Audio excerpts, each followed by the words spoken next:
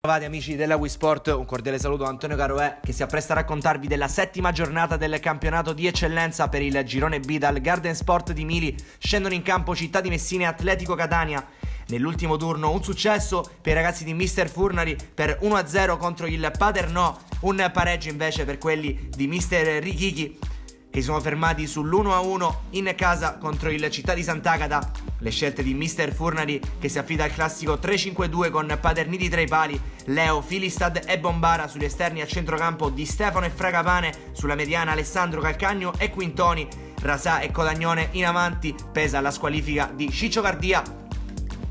Nelle fila giallorosse risponde Mister Richichi con Caruso tra i pali con il numero 1, con il 2 Diop, 3 Rinaldi, 4 Timoniere, 5 Russo, 6 Bonnici, 7 Licata, 8 De Manuele, 9 Corona, 10 Minas, 11 Marziale.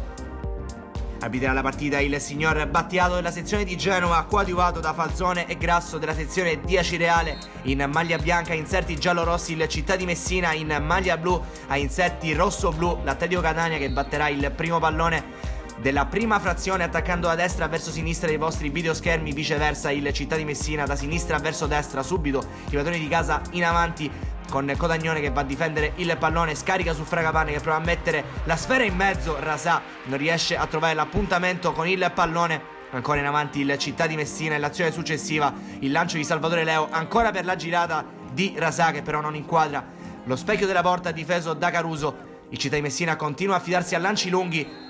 Qui viene atterrato da Diop il centrocampista di Mister Furnari, arriva il secondo giallo e per il direttore di gara Battiato finisce la partita del difensore dell'Atletico Catania che quindi a metà del primo tempo si ritrova sotto di un uomo. Sulla punizione successiva Quintoni prova a mettere in mezzo una deviazione, mette la sfera in calcio d'angolo. Continua ad attaccare il Città di Messina che adesso prova a sfruttare la superiorità numerica. Il pallone arriva a Salvatore Leo che prova la conclusione di controbalzo sfiorando il gol del possibile 1-0. Il Città di Messina però trova la doppia superiorità numerica. Poco dopo infatti De Manuele viene espulso direttamente per questo intervento a gamba alta su Codagnone. Ancora protagonista il direttore di gara Battiato. Bella macina entra in campo per l'Atletico Catania, prova in qualche modo Mister Richichi a trovare delle soluzioni. Adesso però è complicato per gli ospiti. Nel frattempo Codagnone ci prova dalla distanza, non trovando però la porta. Finisce qui il primo tempo, infatti arriva il duplice fischio da parte del direttore di gara Battiato che manda le due squadre a riposo col parziale di 0-0. Il Città di Messina però nel secondo tempo potrà sfruttare la doppia superiorità numerica viste le espulsioni da parte di Diop e di De Manuele nella prima frazione.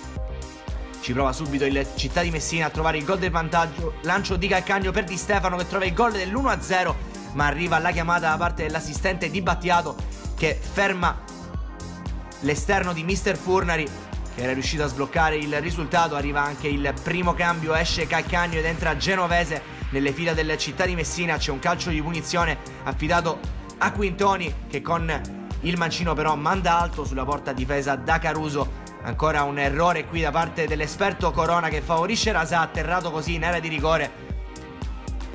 A voi giudicare, amici della Wii Sport, se l'entità fosse valevole per il penalty. Nel frattempo esce Fragapane ed entra Ginagò, continua ad attaccare il Città di Messina. Il pallone viene messo in mezzo così e per poco non trova il gol in girata. Genovese che però è indemoniato nell'azione successiva, cerca lo scambio con Alessandro che riceve il pallone, gli ridà di prima, prova Genovese e arriva il calcio d'angolo per il Città di Messina. Dal calcio d'angolo Quintoni mette in mezzo, tocca a Ginocco, arriva Leo e trova il gol dell'1-0. Siamo al minuto 32 del secondo tempo e Salvatore Leo trova il gol del vantaggio. Finalmente il Città di Messina riesce a sbloccare questa difficile gara. Un Atletico Catania che nonostante la doppia inferiorità numerica non ha mai mollato e si è difeso in maniera ordinata. Adesso il Città di Messina può sfruttare gli spazi lasciati alla difesa etnea con il tentativo da parte di Stefano di servire Codagnone che però non arriva a impattare il pallone. L'Atletico Catania ha anche un'occasione per trovare il gol del possibile pareggio. Dan Bombara respinge su Marziale. Poi c'è un calcio d'angolo per l'Atletico Catania, ancora ci prova Giorgio Corona, Paterniti mette ancora una volta in corner. Siamo agli sgoccioli del match, prova in questo modo a rinviare l'Atletico Catania. c'è questa azione del Città di Messina che però viene fermata per posizione di fuorigioco di Genovese. Le nostre immagini però vanno a evidenziare l'errore da parte della terna arbitrale. Arriva anche l'ultimo cambio per il Città di Messina, infatti esce Codagnone ed entra alla corte.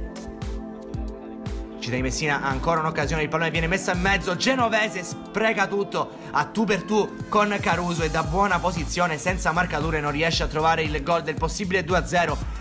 Siamo agli sgocci e c'è ancora una ripartenza per il Città di Messina orchestrata da Alessandro che aspetta l'inserimento da parte di Genovese che va a scartare l'avversario e a tu per tu con Caruso si fa ipnotizzare di nuovo, ma di lì a poco arriverà anche il triplice fischio da parte di Battiato. Vince il Città di Messina in questo settimo turno del campionato di eccellenza contro un ottimo Atletico Catania, gara viziata sicuramente dalle decisioni arbitrali di Battiato e dei suoi collaboratori. Il Città di Messina vince e continua la sua striscia positiva che la porta nelle zone alte della classifica. E allora un cordiale saluto amici della Wii Sport da Antonio Caroè e alla prossima.